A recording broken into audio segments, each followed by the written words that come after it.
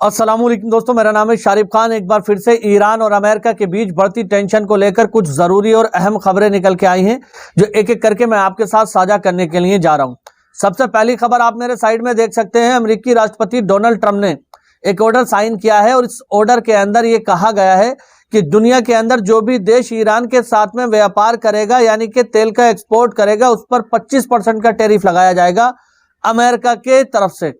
America चाहता है कि दुनिया में कोई भी देश सीधे ईरान के साथ ट्रेड नहीं कर सके, व्यापार नहीं कर सके, कारोबार नहीं कर सके, जिससे कि ईरान की जो इकोनॉमी है, ईरान की जो जीडीपी है, लगातार नीचे गिरती रहे और ईरान के अंदर माहौल वैसा हो जाए जैसा कि कुछ दिन पहले देखने को मिला था।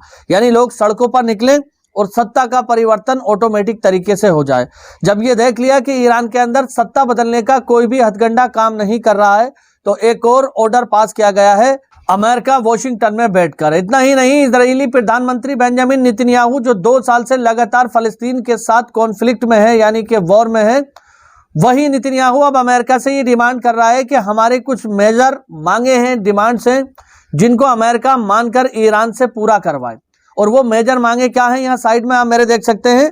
इजराइल के 14 चैनल पर, मीडिया चैनल है इजराइल में, हिब्रू भाषा के अंदर वो चलता है, चैनल 14, उस पर यह खबर दिखाई जा रही है इस समय, जिसमें बताया गया है कि इजरायली प्रधानमंत्री बेंजामिन नेतन्याहू अमेरिका का दौरा करने वाले हैं और डोनाल्ड ट्रंप से ये कह रहे हैं कि आप हमारी ये मांगे पूरी कराओ। अब वो मांगे क्या है? वो मांगे हैं complete cancellation of the Iranian nuclear program, यानी ईरान परमाणु प्रोग्राम को पूरी तरह से बंद करे।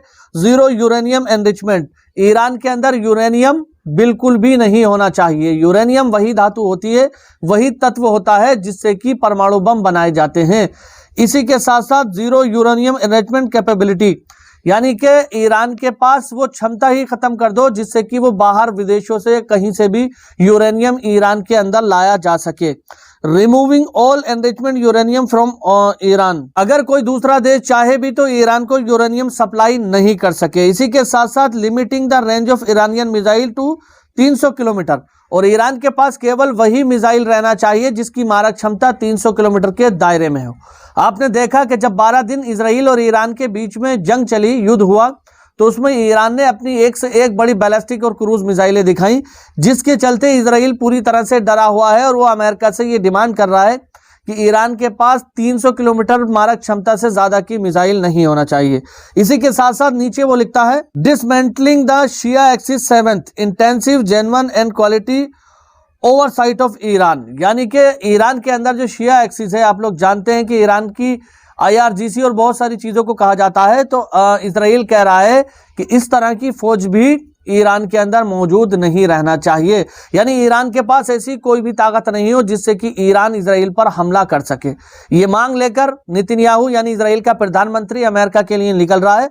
डोनाल्ड ट्रंप और नेतन्याहू के बीच में मीटिंग होने वाली है और इस मीटिंग के दौरान ये सारी चीजें इजराइल अमेरिका के सामने रखने वाला है। अब ये तो वक्त बताएगा कि डोनाल्ड ट्रंप नेतन्याहू की इस बात को मानते हैं या नहीं मानते हैं। फिलहाल बहुत सारी खबरें आगे भी हैं, मैं आपको दिखाऊंगा। इसी के साथ साथ एक और बड़ी खबर आप देखिए, मिडिल ईस्ट ऑब्जर्वर ने इसको दिखाया है। यहां पर बताया है a large number of Zionist enemy military vehicle penetrate into Mayara village in the Yarmouk basin area in the countryside of Daraa province in Syria, यानी सीरिया के अंदर दोरा के इलाके में बड़ी ताकत में इजरायली सैनिक अपने हथियार और अपने व्हीकल यानी कि तोप और बहुत सारी चीजें लेकर उस एरिया में चांटिंग कर रहे हैं, यानी वहां से गुजर रहे हैं, वहां पर अपने व्हीकल लगा रहे हैं, उन लोगों को ये दिखा रहे हैं कि ये एरिया हमारे कंट्रोल में आता है। सीरिया का ये एरिया अब से पहले पूरी तरह से आजाद था, लेकिन जब से सीरिया के अंदर सत्ता का बदलाव हुआ है, उसी दौरान इजरायली आर्मी बड़ी संख्या में सीरिया के अंदर दाखिल होती है और कई जगहों पर अपना कब्जा कर लेती है। उसी का नतीजा है जो आज ये वहां पर मार्शल तमाम दिखाई दे रही है। तो सीरिया के हालात भी कोई ज्यादा अच्छे नहीं है। मैं आपको बता दूं कि सीरिया में दिन ब दिन इजरायली आर्मी का दबदबा बढ़ता चला जा रहा है और सीरिया की जो मौजूदा सरकार है, अल जोलानी की सरकार, इस सब को लेकर कुछ भी नहीं कर पा रही है, क्योंकि बताया जाता है कि पहले से वो तमाम दूसरे देशों के दबाव में काम कर रहे हैं। इसी के साथ साथ मैं आपको बता दूं कि यूएस ने एक वार्निंग इशू की है ईरान को, यानी ईरान में रहने वाले तमाम अमेरिकी लोगों को।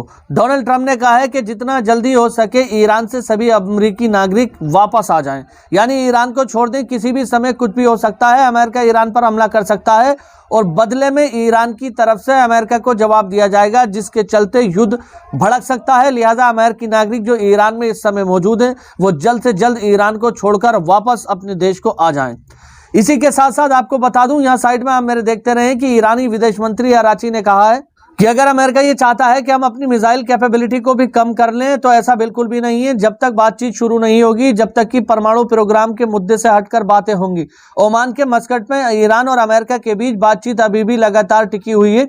ओमान का कहना है कि दोनों तरफ से समान तरीके से बात होना चाहिए और अमेरिका ईरान को जिस तरह से और अमेरिका ईरान पर जो प्रेशर बनाने की कोशिश कर रहा है ऐसा नहीं होना चाहिए। ईरान पूरी अपनी इच्छा से परमाणु प्रोग्राम को रोकने पर बातचीत करने को तैयार है। ईरान कह रहा है कि हम परमाणु प्रोग्राम नहीं बनाएंगे, लेकिन इसके अलावा अगर हमारी मिसाइल कैपेबिलिटी पे या किसी और चीज पे उंगली उठती है तो हम उसको बिल्कुल भी नहीं मानेंगे। इसी के साथ साथ अमेरिकी राष्ट्रपति का कहना है कि अगर ईरान हमारी मांगों को पूरा नहीं करता है तो हम उस पर हमला करेंगे।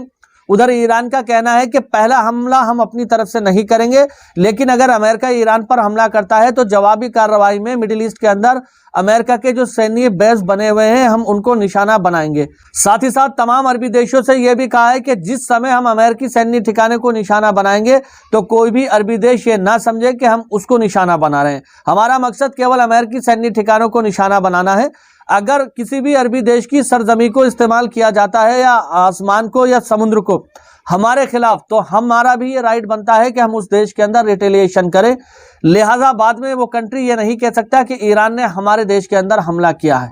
यानी पहले से पहले ये चेतावनी दी जा रही है कि अगर तुम्हारा जमीन, आसमान या समुद्र कोई भी हमारे खिलाफ इस्तेमाल होता है तो खुले तौर पर हमारी तरफ से ये चेतावनी दी जा रही है कि हम भी तुम्हारे ऊपर हमला करेंगे। अब इसके अंदर चाहे यूनाइटेड अरब अमीरात आता हो, सऊदी अरेबिया आता हो, जॉर्डन, मिस्र, कोई सा भी देश आता हो, उसके ऊपर हमला करने से ईरान गुरेज नहीं करेगा। तो अब देखना यह है दोस्तों, जिस तरह से लगातार अमेरिका और ईरान की बात शुरू हुई थी वो डिले होती चली जा रही है और नेतन्याहू के कहने पर बहुत सारी मांगे बढ़ती चली जा रही हैं। क्या उन मांगों को लेकर ये जो वार्तालाप चल रही है, जो बातचीत चल रही है, ये खत्म हो जाएगी और ईरान और अमेरिका के बीच टेंशन वैसी की वैसी बनी रहेगी, या फिर अमेरिका जो सही मुद्दे हैं परमाणु प्रोग्राम को लेकर उस पर ही बातचीत करके मसले को ठंडा कर सकता है। ईरान के एक और बड़े अधिकारी हैं जिन्होंने ये कहा है कि हमें बार बार अमेरिका की तरफ से ये कहा जाता रहा है कि हम एक छोटी सी स्ट्राइक ईरान पर और करेंगे, उसके बाद तुम हमारे जवाबी कार्रवाई में छोटी सी स्ट्राइक कर देना और मामले को रफा दफा करेंगे। लेकिन ईरान की तरफ से कहा गया है कि हम अपनी संप्रभुता की रक्षा करने के लिए कुछ भी करेंगे।